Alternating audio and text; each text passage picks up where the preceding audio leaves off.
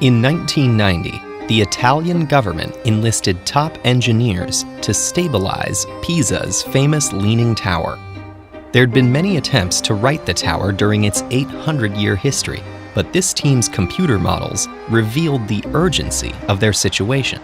They projected the tower would topple if it reached an angle of 5.44 degrees, and it was currently leaning at 5.5.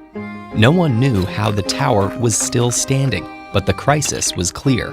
They had to solve a problem that stumped centuries of engineers, and they needed to do it fast. To understand their situation, it's helpful to understand why the tower tilted in the first place.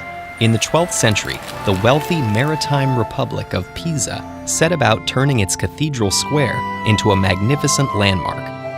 Workers embellished and enlarged the existing church and added a massive domed baptistry to the plaza. In 1173, construction began on a freestanding campanile, or bell tower. The engineers and architects of the time were masters of their craft, but for all their engineering knowledge, they knew far less about the ground they stood on. Pisa's name comes from a Greek word for marshy land, which perfectly describes the clay, mud, and wet sand below the city's surface.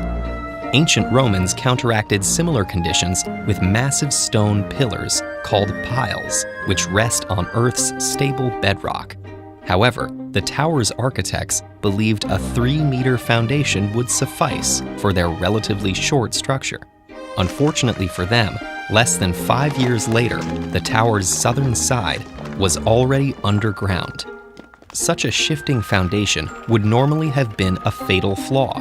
If workers added more weight, the pressure from upper stories would sink the structure and fatally increase the lean. But construction halted at the 4th story for nearly a century as Pisa descended into prolonged warfare. This long pause allowed the soil to settle, and when construction began again in 1272, the foundation was on slightly more stable footing. Under the direction of architect Giovanni di Simone, workers compensated for the tower's minor tilt by making the next few floors taller on the southern side. But the weight of the extra masonry made that side sink even deeper. By the time they completed the 7th floor and bell chamber, the angle of the tilt was 1.6 degrees. For centuries, engineers tried numerous strategies to address the lean. In 1838, they dug a walkway around the base to examine the sunken foundation, but removing the supporting sand only worsened the tilt. In 1935, the Italian Corps of Engineers injected mortar to strengthen the base. However, the mortar wasn't evenly distributed throughout the foundation, resulting in another sudden drop. All these failed attempts, along with the ever-sinking foundation, moved the tower closer to its tipping point.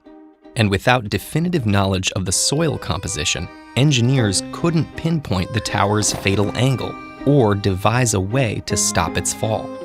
In the years following World War II, researchers developed tests to identify those missing variables, and in the 1970s, engineers calculated the curved tower's center of gravity.